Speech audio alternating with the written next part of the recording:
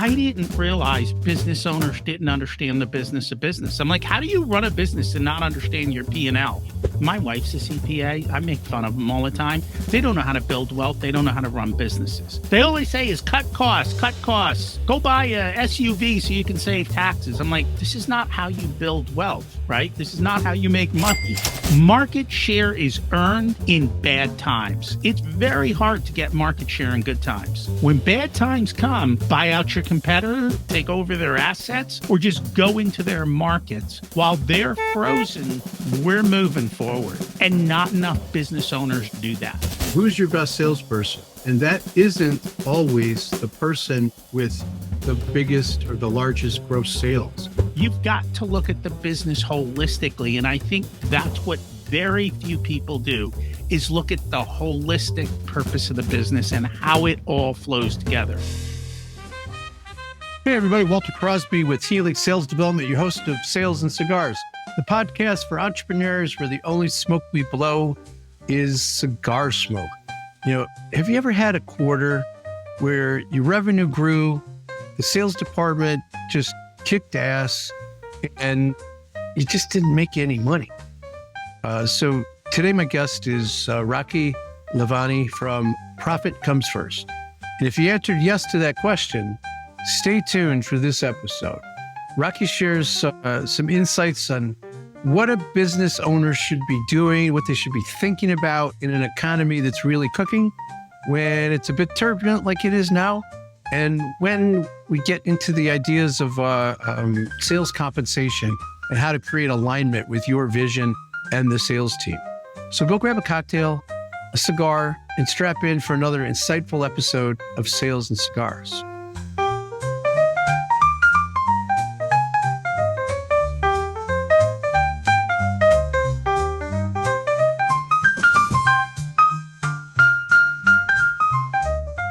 So Rocky, I appreciate you taking some time out of your busy schedule and jumping on the podcast with me. I'm looking forward to this.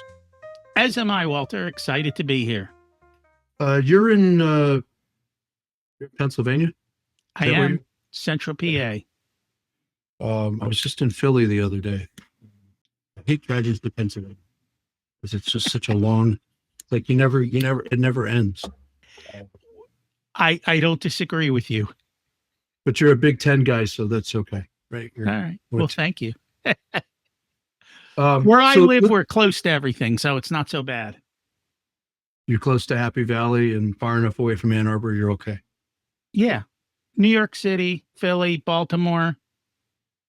You can get to all the big ones. All the big ones. DC, if you ever want to go. So, yeah. No, we'll leave it there.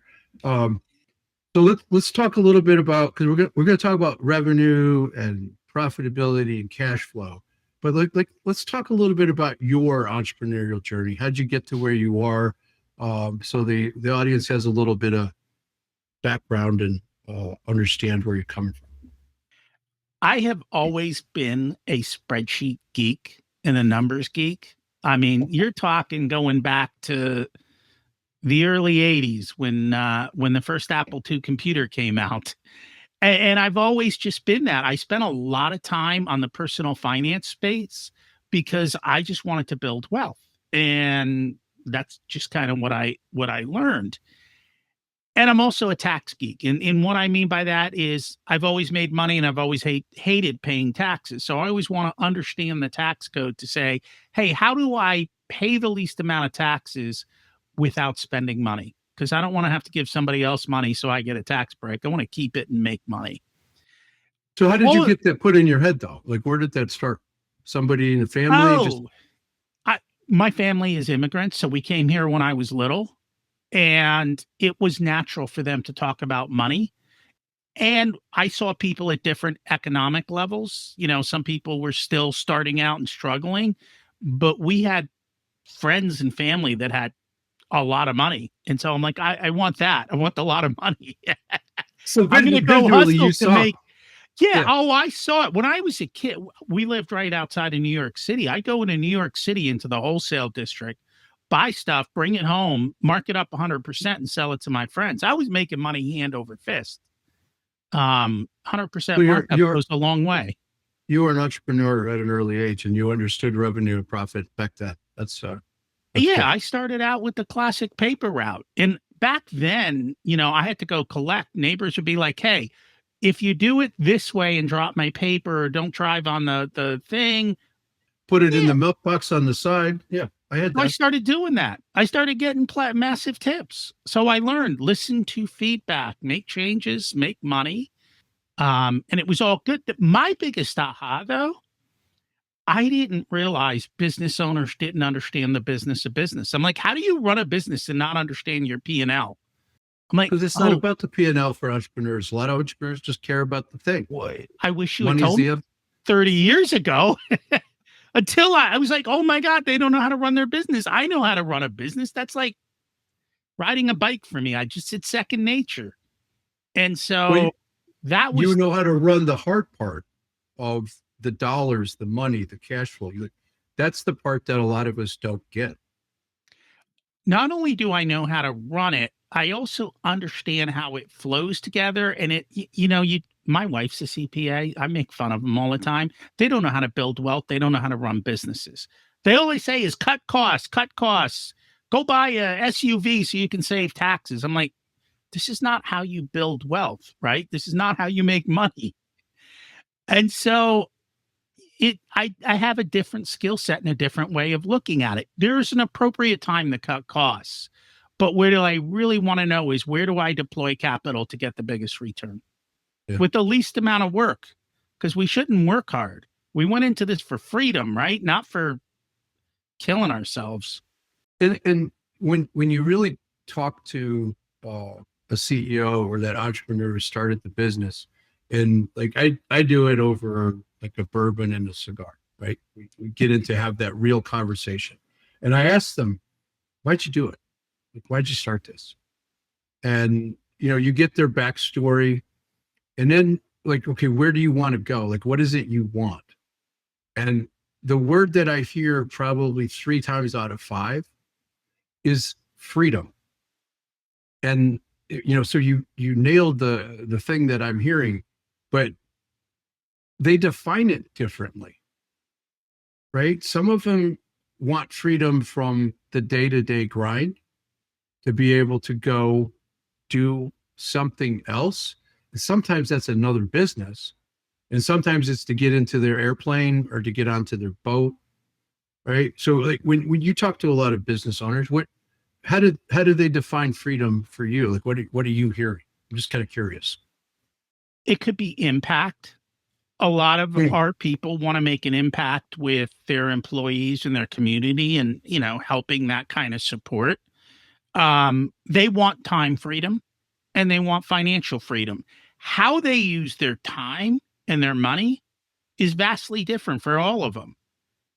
But those are the underlying principles they want: the giving back, the time freedom, the money freedom, and then the choice to pick and to do it, whatever their visions are. And they're all over the board. I have people, we set up their profit accounts so that a big chunk of their profit account gets given to their church or to whatever charity, because that's what they want to do.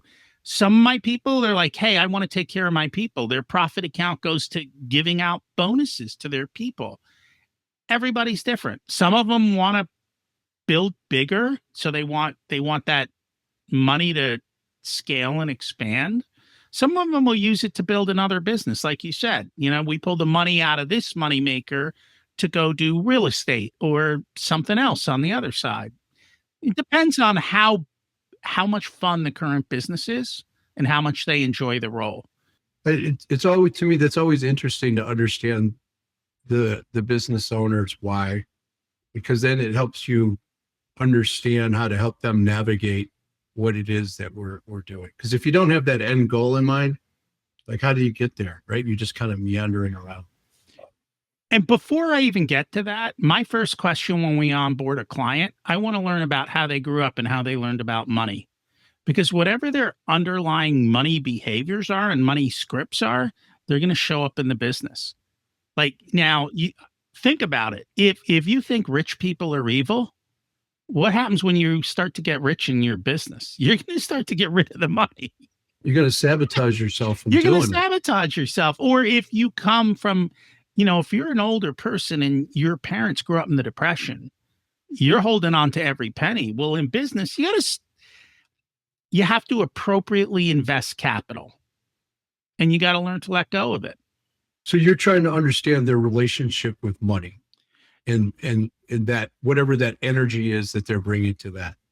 Yeah, because it's going to show up in the business. Then we want to see what they are as a whole person personally. What is their home like? What's their spirituality like? What's their health like? All of these things show up in the business. And so I want to understand the person. And then, like you said, what's the end game? Why are we here? What are you trying to get to? Because I want to make sure we're pushing the business towards your end game, not the shiny object you saw yesterday or this morning or whenever. That ADHD thing is Yes.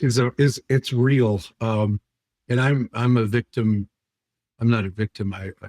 I've made those choices and I do it to myself on a regular basis. But now I catch it, right? Like, okay, that's the shiny object. I gotta refocus myself on what it is I'm supposed to be doing. And it's sad, but I have to do it myself.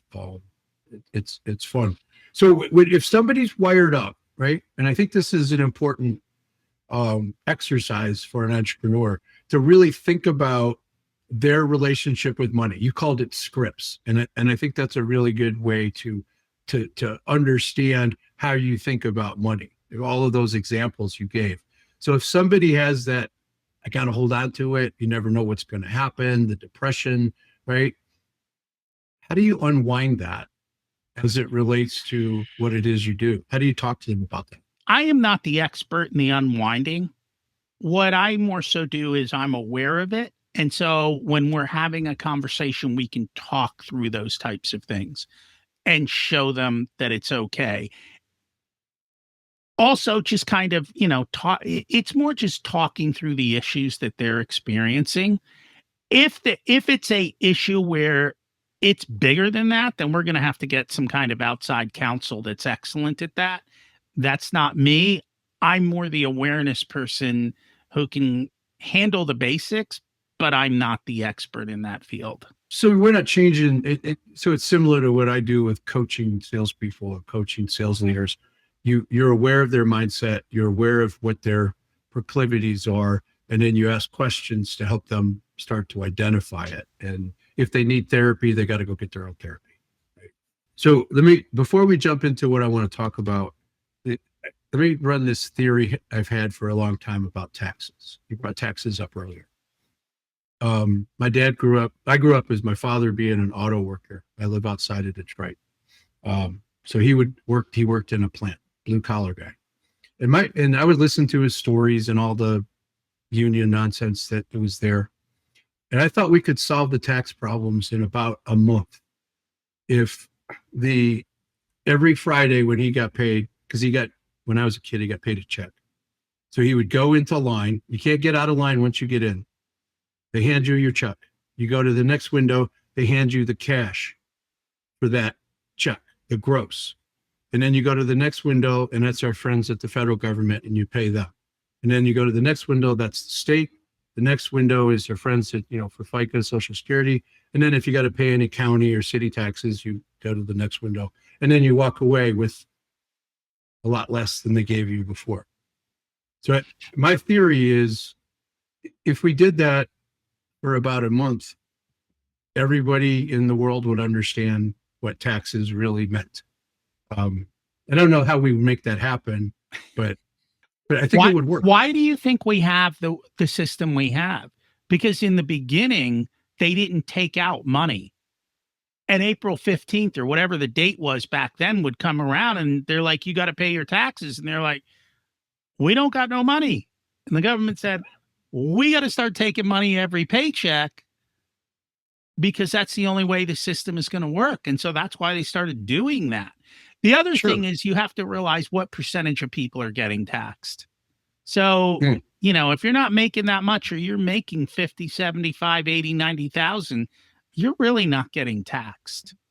it's only business owners making millions. You start getting north of six figures, that's where taxes really start kicking in. Yeah, but I mean, those of us that are making a nice living, I don't consider myself rich, but you still get it in the shorts and with taxes if you're not doing the right planning. So that's just my theory. I just was curious and just throwing it out there. So right now, you're talking to business owners and the economic climate. Let's set the political stuff to the side for a minute. Reality is economics. People are a little confused about what's going to happen. They're worried. There's some unknowns.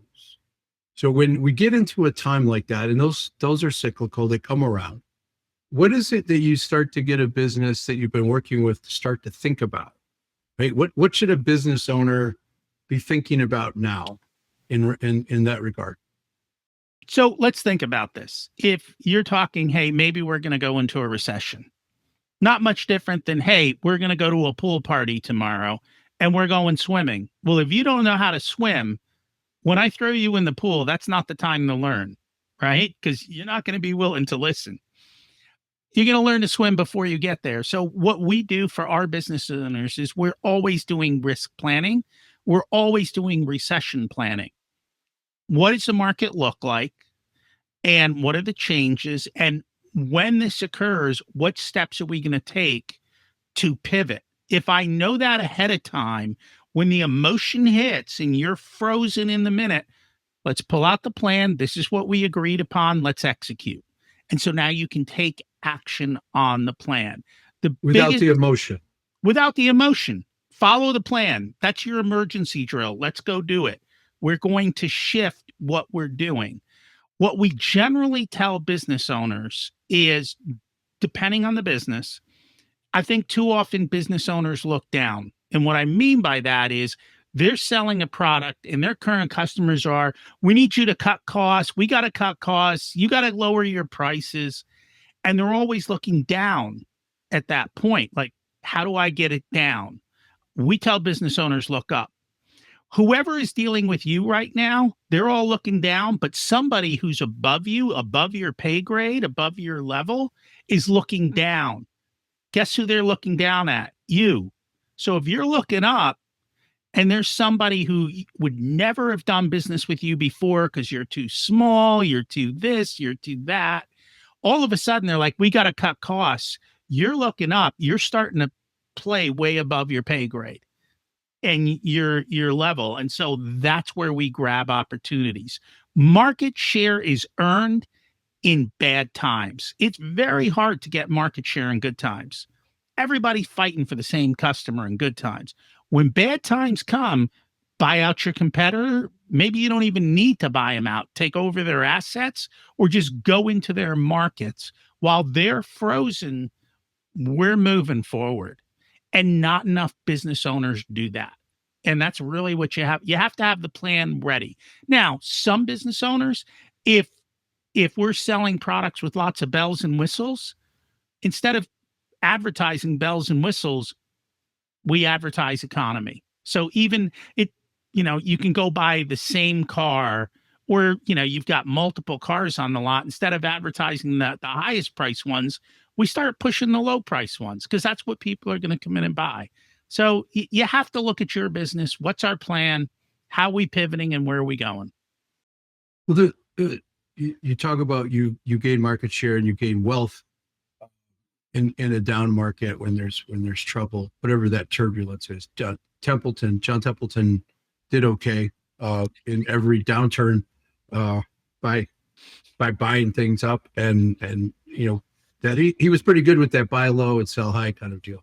But it applies to sales as well, right? Because if you have that plan that you're talking about, how do you look up, right? You go get that market share. In a sales capacity, we want is looking at our sales team. Who's your best salesperson? And that isn't always the person with the biggest or the largest gross sales, right? Let's look at the person who's going to do what you need them to do in that economic downturn to go grab market share. And that's the person that's going out hustling, prospecting, opening new accounts. It doesn't matter if they've been opening up $10,000 accounts when this guy's got $5 million worth of business, right? We want that guy that can go out, or that gal that can go out and hustle in that time. So aligning that strategy, the plan that you have for that downturn, aligning it with your sales organization, I think that needs to be part of it. So are you, just in a general sense, do you look at, you dealing with the business owner, or are you looking at the manufacturing guys, the operations people, the sales people, or is it you just focused on the finance piece of it? The only way we make money is if all of those pieces are moving together in the right order. I can show you two $20 million businesses that are very, very similar. And one is printing cash and one is burning cash. And it's because we look at all the different metrics, how we do business, how we pay, how we get paid, what our operations look like, all of that, what our capital structure looks like.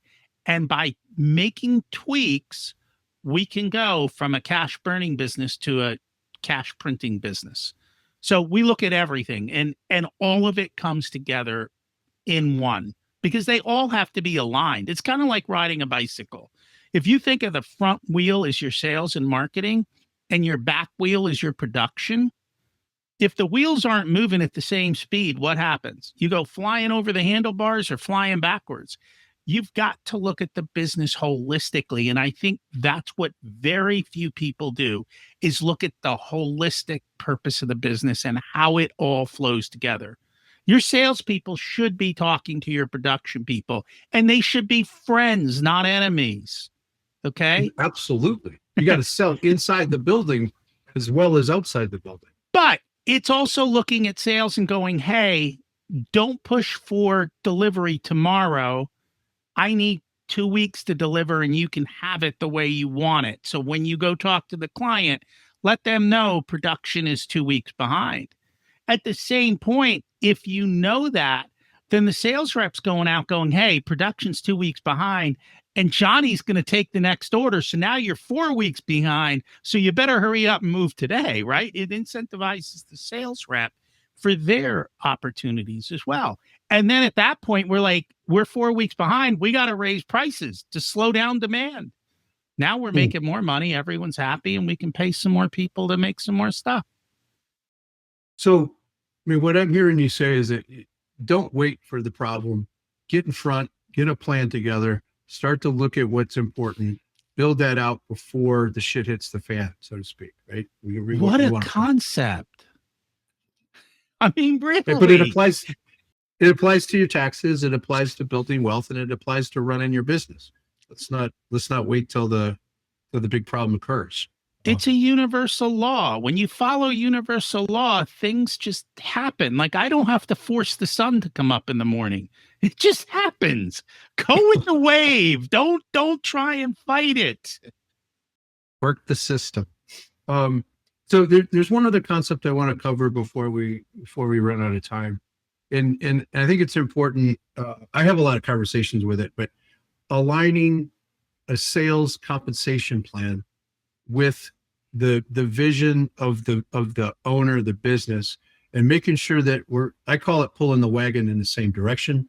But how do I've got theories about it, and I'm kind of like looking at it from somebody that's a spreadsheet geek like you, right? Like, and we know how revenue and profit and cash flow fit together. Well, we don't, but that's how you help them.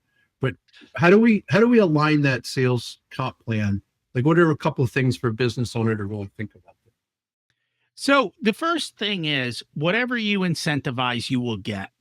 So be careful what behaviors you incentivize, because you will get them, which creates unintended consequences. So when it comes to sales reps, and this is true in a lot of different areas, the sales rep wants to close the deal. He probably doesn't know what your profit margin is. Maybe they know gross profit. All they're worried about is getting the sale. So let's get them on board to get you the best sale that incentivizes them and also makes the company money. So, for example, depending on the type of sales, we want to incentivize on gross profit, not on total revenue. Because if you're incentivizing revenue and there's discounting available, they're not going to sit there and argue with the customer. They'll cut a deal to cut a deal, even though they gave half your profit away. So you've got to if they're a bad incentivize. salesperson, that's Well, true. it's human nature. If I can close the deal today and it doesn't make that much difference in my commission, and am I going to argue for the next 10%? Unless the next 10% doubles my commission. There you go. So that's why we should have this gross profit component, right? That's Yes. one of the big issues, and we agree on that. So how does, because I've usually been paid on gross profit, and how do you get a business owner to be transparent about what their gross profit is? Because I mean, I've been in businesses and like I've had a guy tell me that, you know, he's only making 40% when I know that's total horseshit. And when you can look at it, so how do you get them to be transparent enough so that gross profit becomes something that we can rely on and we know what that comp plan is? So you can give them ranges based on products. Say this is Mhm. your range for that product. And then you don't even have to have the gross profit conversation. It's like, you know, depending on where you sell in the range creates the multiplier. The other thing is also to let them know where they get bigger ranges. So let's just say you have 5 products your sales reps sell. If you realize that product C puts a lot more profit into the company's coffers, maybe product C has a lot more capacity on the whatever you're building, whatever the advantages of that are, then we should incentivize our reps to sell more of C. If A is a tight margin product that's more of a commodity, we're not going to give them a lot. If A is a highly repetitive sale that people are just calling in for, then you don't want to pay a lot. If it's something where there's work involved, where you can pick up margin, where their expertise brings it in, then show them that they can make more money there. Because the sales rep will go where the money is. They'll promote what that is. I think a lot of time business owners don't create the differentiation. They don't even know that you said, oh, I always get paid on gross profit. A lot of people don't know you can get paid on gross profit. They also think their sales comp plans are in stone forever. It's like, no, this is not Moses coming down from the mountain. We can change the parameters every year. We can change the targets. You always have the ability to do that. And we will sit down and we will pressure test the comp plan. So we'll run the comp plan based on what they're thinking, and then we'll put some very high sales numbers in there. And I'm like, are you okay paying your sales rep 50 grand in bonus if he does that? And you'd be shocked at how many business owners go, oh my God, I can't pay him 50 grand. I'm like, you know, you're making $500,000, right? Like, No, seriously. I wouldn't be shocked. It's I've seen it happen, but it's like, dude, if he's making 50, what are you making? Right? I mean, think about it, right? Be happy to write a big commission check.